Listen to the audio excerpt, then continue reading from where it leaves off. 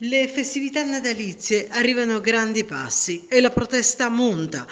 per le luminarie che non ci sono, monta per gli spettacoli che possano o no venire realizzati, monta semplicemente e basta. Natale e Capodanno diventano un'occasione, un pretesto per dichiarare la rabbia e l'impotenza di un popolo, quello italiano, quello siciliano e a cascata della nostra città che cerca le luci sapendo che dietro le stesse non c'è alcuna luce, forse per illudersi un po' che quelle luminarie possano rivitalizzare strade e città oramai impoverite e dimenticate, dove si perde in un dedalo di inefficienze la prestigiosa storia di un popolo opulento e creativo. È Natale, è vero, ma non riesce a stemperare la tristezza di una Sicilia dalla quale i giovani fuggono in cerca di lavoro e lo fanno anche i pensionati, scappano per evitare il salasso fiscale ed economico di una politica di austerità e rientro da sprechi passati sotto l'attenta regia dell'Europa che a tutti ha imposto.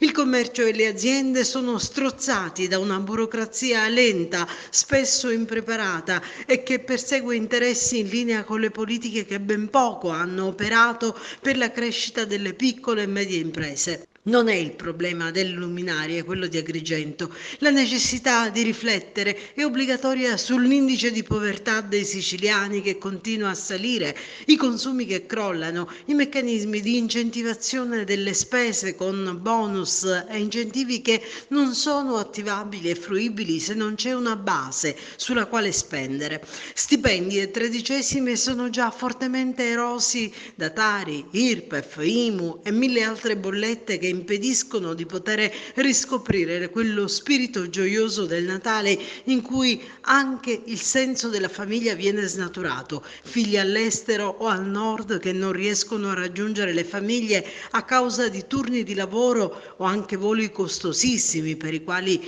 nel tempo tutti hanno invocato l'insularità, ma nessuno ha mai scardinato questa cortina dietro la quale si annidano forti interessi economici e politici. C'è poco da parlare di regali, viaggi, cene, pranzi luculliani. C'è poco da farlo, quantomeno per una elevatissima e maggioritaria fetta di italiani e siciliani per i quali la speranza piange da tempo e la rassegnazione ha preso il sopravvento. E le luminarie sono davvero l'ultima cosa a cui pensare, se non solo un pretesto per esprimere il proprio disappunto ed evidenziare un fallimento globale.